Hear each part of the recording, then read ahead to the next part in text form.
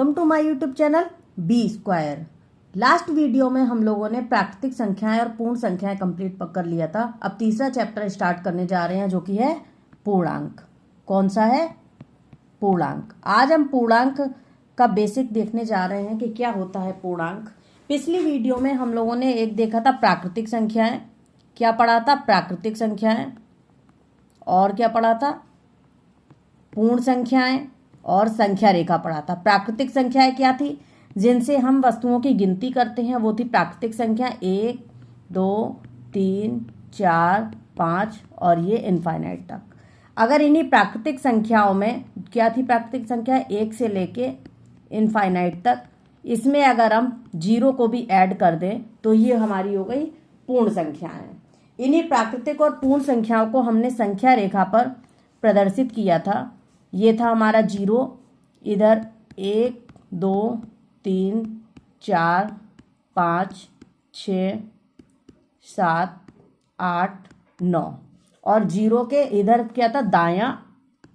और 0 के बाईं तरफ हमारे क्या संख्या कैसी थी? माइनस की थी। -1, -2, -3, -4, -5, -6, -7, -8 और ये -9।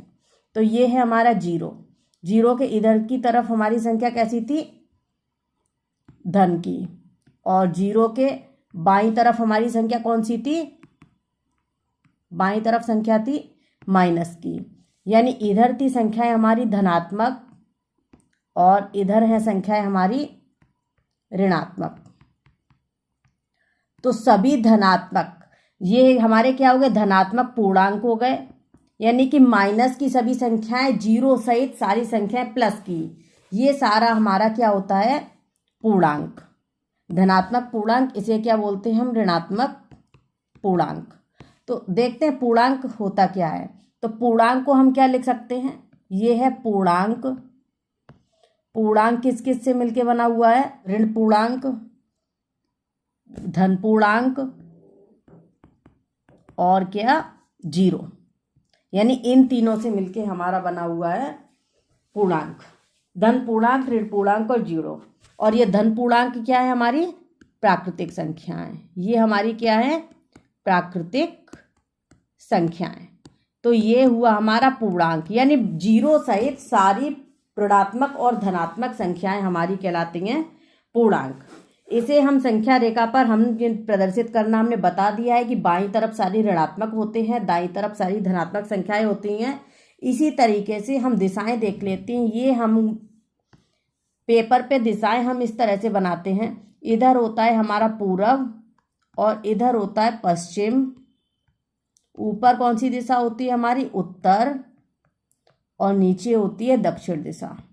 ठीक है, दक्षिण दिशा। ये बीच में होता है हमारा 0।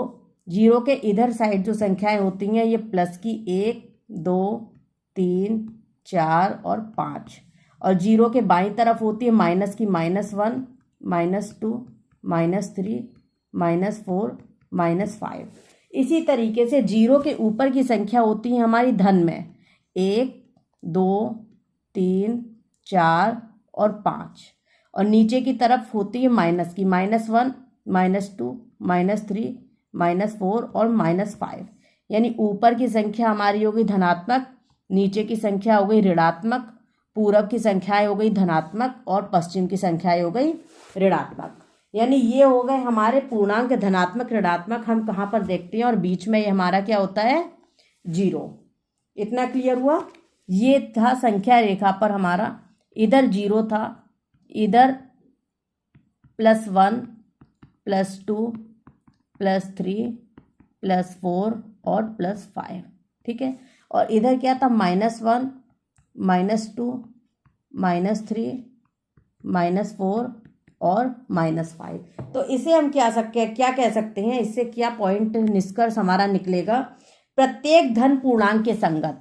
यानी 2 है इधर, तो इसकी अपोजिट 0 से 2 खाने इधर चढ़ा तो 2 खाने उल्टा दाईं तरफ चले और 2 खाने अगर बाईं तरफ चले, यहाँ पे आया ये, तो ये क्या है? प्रत्येक धन पूर्णांक के संगत एक ऋण पूर्णांक भी होता है। यहाँ 2 खाने चलने +2 है तो अपोजिट पे कितना आ रहा है? -2, और इन दोनों का योगफल कितना होता है हमेशा +2 और -2,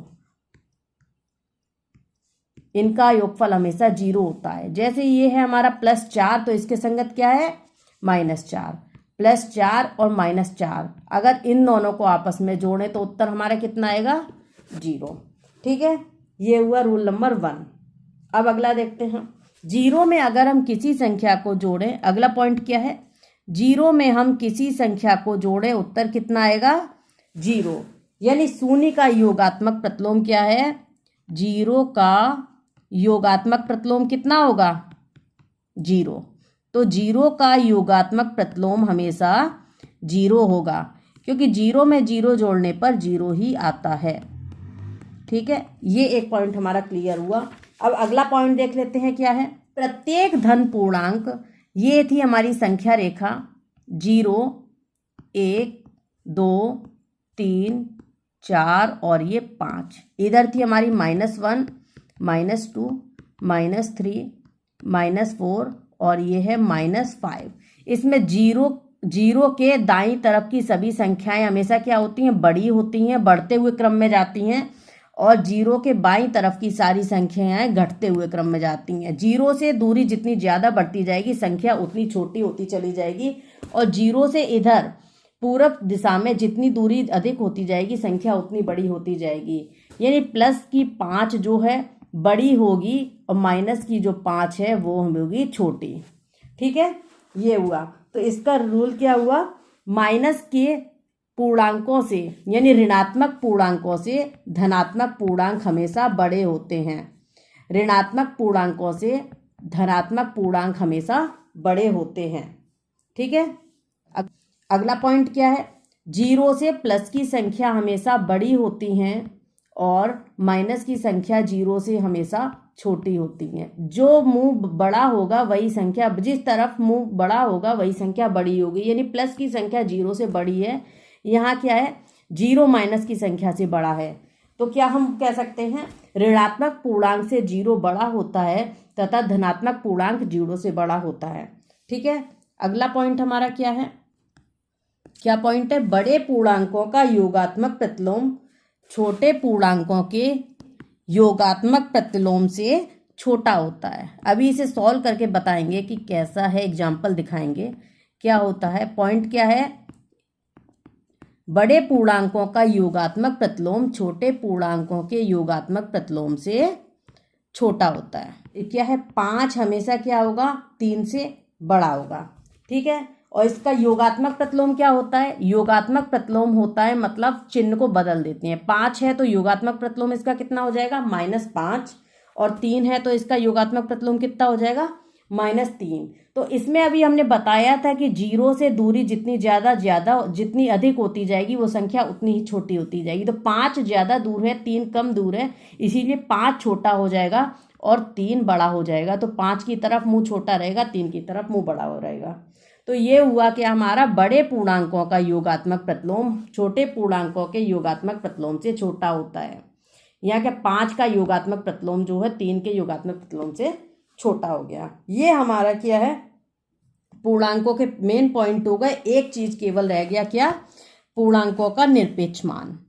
क्या पढ़ेंगे, पूर्णांकों का निरपेक्ष मान। क्या होता है पूर्णांकों का निरपेक्ष मान।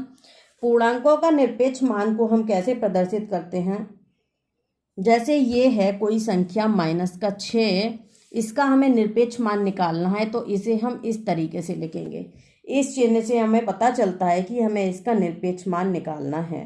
तो इसके निरपेक्ष मान को, निरपेक्ष मान में संख्या हमेशा क्या है प्लस की आती है, तो इसका निरपेक्ष मान कितना हो जाएगा +6। -9 का हमें निरपेक्ष मान निकालना है तो कितना आएगा +9। 0 का निरपेक्ष मान हमें निकालना है तो कितना आएगा 0। क्लियर हुआ निरपेक्ष मान। ठीक है, अब आगे हम एक्सरसाइज 3rd A, ये चैप्टर 3 था पूर्णांक। अब इसकी एक्सरसाइज हम करने जा रहे हैं, कौन सी, एक्सरसाइज 3rd A करने जा रहे हैं, एक्सरसाइज 3rd A। दूसरे क्वेश्चन में 2 टेबल हमारे पास बनी हुई है। जिसमें एक जगह ये हमारे पास खाली दी गई हुई है, एक खाना खाली है, यानी एक बॉक्स खाली है दोनों क्वेश्चन में। इसमें हमें फिल करना है कि क्या आएगा। तो इसे हम पहले टेबल को देखेंगे, टेबल के अकॉर्डिंग ही सॉल्व करेंगे। यहाँ देखिए प्लस का 19 है, 23, 25, 29। फिर क्या किया, 29 का पूर्णांक -29, 25 का इधर 25 आया, 23 का -23 आया, और इधर -19 का, और इधर ये 19 का क्या आया, -19। तो इसी अकॉर्डिंग सॉल्व करेंगे।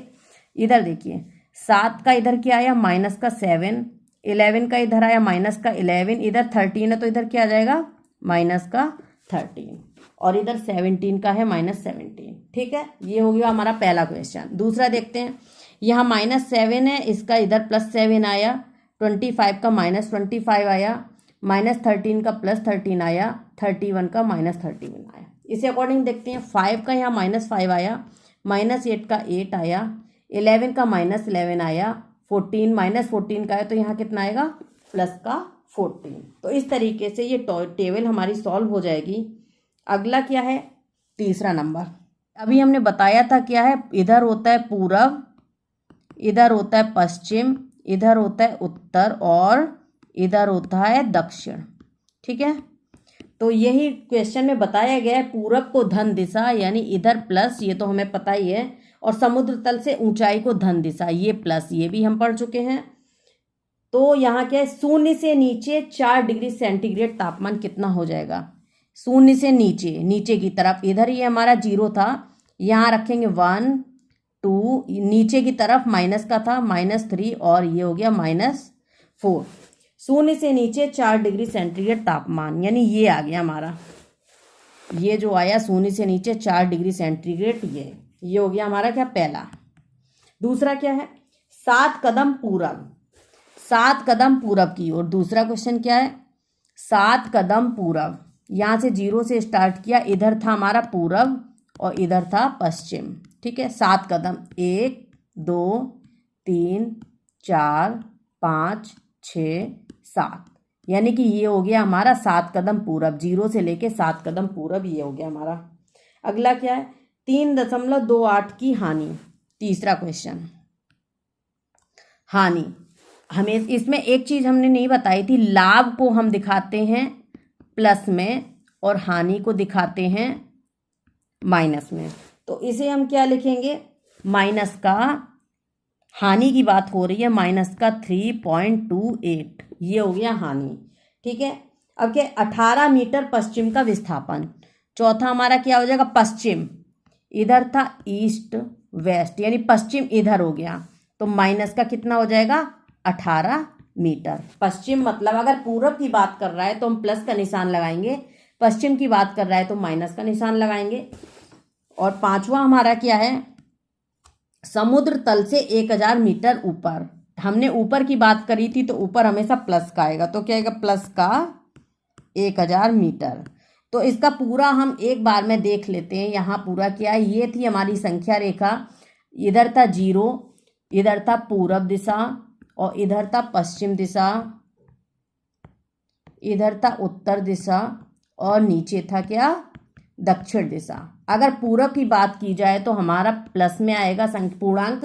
उत्तर दिशा या समुद्र तल से ऊपर की बात की जाए, उत्तर दिशा या समुद्र तल से ऊपर की बात की जाए तो प्लस का निशान आएगा, और अगर समुद्र तल से नीचे की बात की जाए तो माइनस का निशान आएगा, और पश्चिम दिशा की बात की जाए तो माइनस का निशान आएगा। इस तरीके से ये हमारा क्वेश्चन 3 सॉल्व हो गया।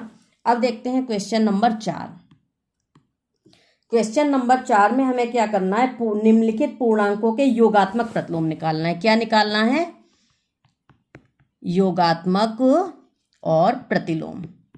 क्या निकालना है हमें, योगात्मक प्रतिलोम। तो पहला क्वेश्चन हमारा क्या है, +9, +9 का योगात्मक प्रतिलोम हमें निकालना है। +9 का योगात्मक प्रतिलोम हमारा कितना हो जाएगा, माइनस। योगात्मक प्रतिलोम ऐसी संख्या होती है कि जिन दो संख्याओं को जोड़ने पर हमारा उत्तर 0 आता है, यानी +9 -9 0 आ रहा है, तो इसका योगात्मक प्रतिलोम हमारा कितना हुआ, -9। ठीक है, माइनस का 21, इसका योगात्मक प्रतिलोम हमारा कितना हो जाएगा, प्लस का 21। अब देखिए, प्लस का 39, इसका योगात्मक प्रतिलोम कितना हो जाएगा, माइनस का 39। नेक्स्ट है माइनस का 41, इसका योगात्मक कितना हो जाएगा, प्लस का 41। ये क्यों आ रहा है, क्योंकि इन दोनों को आपस में जोड़ने पर उत्तर हमारा कितना आ रहा है, 0। ठीक है, अगला है प्लस का 91 है, प्लस का 91, तो इसका योगात्मक प्रतिलोम कितना आ जाएगा, माइनस का 91। ये हुआ कुछ क्वेश्चन हमारा 4 सॉल्व हो गया है। अब क्या करना है, क्वेश्चन नंबर 5, संख्या रेखा पर पूर्णांकों को प्रदर्शित करना है। संख्या रेखा पर पूर्णांकों को प्रदर्शित करना है। क्या है, पहला क्या है हमारा, प्लस का 4, तो प्लस का 4 कैसे करेंगे, इधर 0 1 2 3 और 4, ये हो गया हमारा प्लस का 4। ठीक है, अगला क्या है, माइनस का 9, दूसरा है माइनस का 9। माइनस के 9 को हम क्या करेंगे, पश्चिम दिशा में, इधर 0 1 -1 -2 -3 -4 -5 -6 -7 -8 और ये हो गया -9, यानी ये हो गया हमारा -9, क्योंकि पश्चिम दिशा में हम चले हैं। -9 हो गया हमारा पूर्णांक संख्या रेखा पर। तीसरा हमारा क्या है, +7। +7 को हम यही +7 को कैसे दर्शाएंगे, 0 से स्टार्ट किया, 1 2 3 4 5 6 7 8 9, ये आ गया हमारा +7। नेक्स्ट है -6, चौथा -6, इसी में हम -6 दिखा देते हैं, -1 -2 -3 -4 -5 और ये -6, तो ये हो गया हमारा -6। तो ये हुआ हमारा संख्या रेखा पर हमने पूर्णांकों को प्रदर्शित कर लिया है। नेक्स्ट क्वेश्चन क्या है, क्वेश्चन नंबर, ये हमारे एक्सरसाइज 3A के 1 से 5 तक सॉल्व हो गए। नेक्स्ट 6 से 10 क्वेश्चन हम नेक्स्ट वीडियो में सॉल्व करेंगे। अगर आपको वीडियो अच्छी लगी हो तो वीडियो को शेयर करिए। Thanks for watching my video.